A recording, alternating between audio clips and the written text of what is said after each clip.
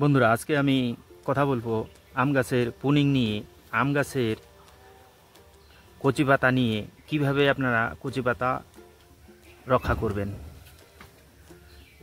Pruning আসলে কি, pruning করলে কি হয়, পুনিংটা কখন করতে হয়, আর পুনিং করার পর আমাদের কি কি কাজ করতে হবে। পুনিং করলে আমরা ফিডব্যাক কি পাবো, এ বিষয়ে আজকে আমি বিস্তারিত আলোচনা আপনাদের সামনে তুলে ধরতে চলেছি এই ভিডিওর মাধ্যমে। পুনিং হলো আম গাছের ডাল ছাঁটাই করা, কাটাই করা, কিছু অবাঞ্ছনীয় ডাল ছাঁটাই করা। এটি অবাঞ্ছনীয় ডালের এটি গাছে অযথা খাদ্য শোষণ করে, ফল দেবে না, পোকামাকড়ের বাসা বাঁধবে, গাছের আলো বাতাসের ব্যাঘাত ঘটাবে, সূর্যের আলো সঠিক জায়গায় পৌঁছাতে ব্যাঘাত ঘটাবে। এই সমস্ত ডাল কাটাই ছাঁটাই করলে নতুন করে ডগা বের হবে, ডগা বেরোতে সহজ হবে, সিজনে বেশি ফল ধরতে সক্ষম হবে। পুনিং করলে গাছ ঝোপালো হবে, ফুল ফলের সংখ্যা বৃদ্ধি পাবে, গাছ আকৃতি সুন্দর হবে।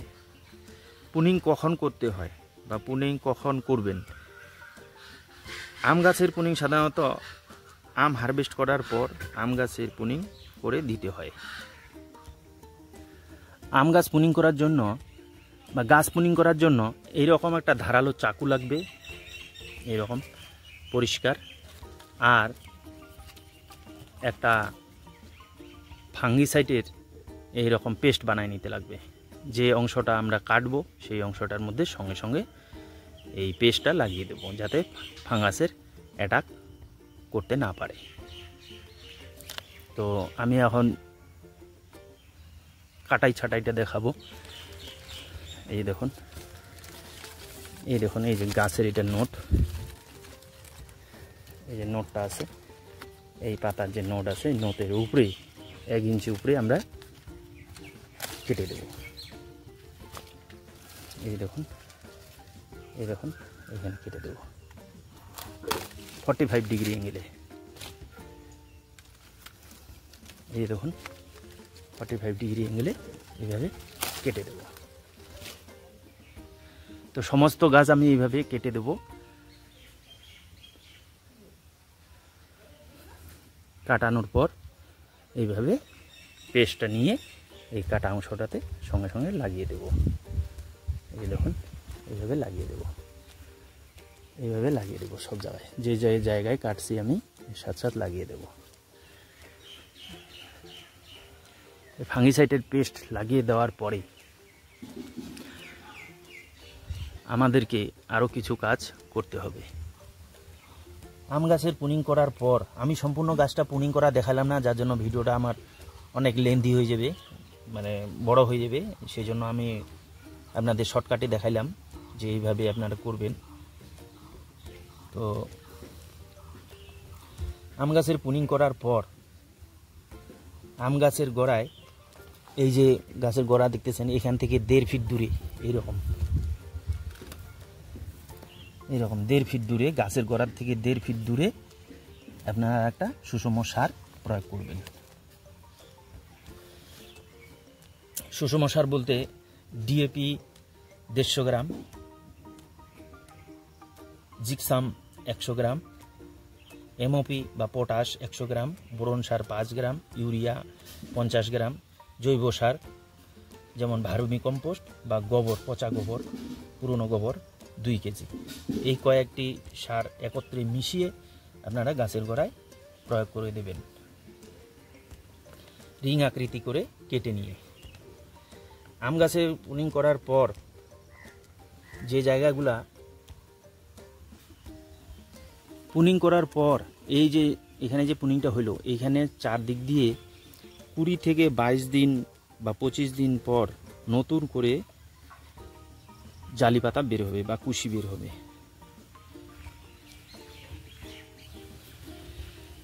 সেই নতুন পাতা যেন কোনো মতেই পোকামাকড়ের আক্রমণে বা উপদ্রবে কেটে দিতে না পারে, সেদিকে লক্ষ্য রাখতে হবে। কারণ পুনিং করার পর যে নতুন করে আম গাছের পাতা বের হবে সেই ডগাগুলোতেই আগামী সিজনে আমের মুকুল আসবে। অতএব নতুন পাতা বের হওয়ার সাথে সাথে কীটনাশক যেমন প্রোফেক্স সুপার বা হামলা, এই যে প্রোফেক্স সুপার বা হামলা, যে কোনো একটি ওষুধ 1 লিটার জলে 1.5 ml হারে সপ্তাহে 1 দিন, পরপর 3 সপ্তাহ মানে 21 দিন আপনাকে স্প্রে করে যেতেই হবে। ওই নতুন কচি যে পাতাগুলো বের হবে সেই পাতাগুলোর অংশের মধ্যে। এই প্রোফেক্স সুপার ওষুধটি আমি নিজে ইউজ করে খুব সুন্দর রেজাল্ট পেয়েছি, তাই আপনাদের সামনে আমি তুলে ধরলাম। আপনারা ওইটা ব্যবহার করে দেখবেন। যে কোনো কীটনাশকের দোকান বা সারের দোকানে পেয়ে যাবেন। এটা আশেপাশে আপনাদের যে দোকান আছে সেই দোকানে পেয়ে যাবেন, অ্যাভেলেবেল মার্কেটে।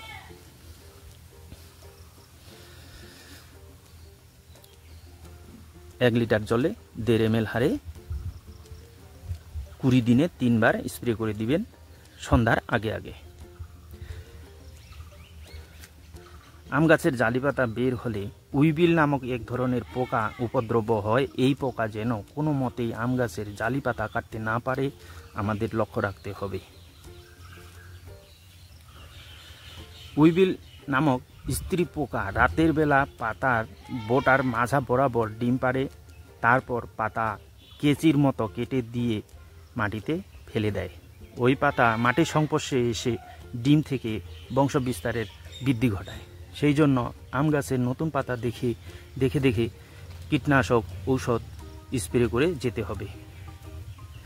আম গাছের প্রুনিংয়ের সঠিক সময় হলো জুন মাসের 15 তারিখ থেকে আগস্ট মাসের 15 তারিখ পর্যন্ত আম গাছ প্রুনিংয়ের উত্তম সময়। এই সময়ের মধ্যে গাছ প্রুনিং করে দিতে হবে, তাহলে আগামী সিজনে গাছে ফুল ফল ভরে আসবে। ভিডিওটি যদি আপনাদের ভালো লেগে থাকে তাহলে চ্যানেলটি সাবস্ক্রাইব করে বেল আইকনটি অল করে দিয়ে পাশে থাকবেন।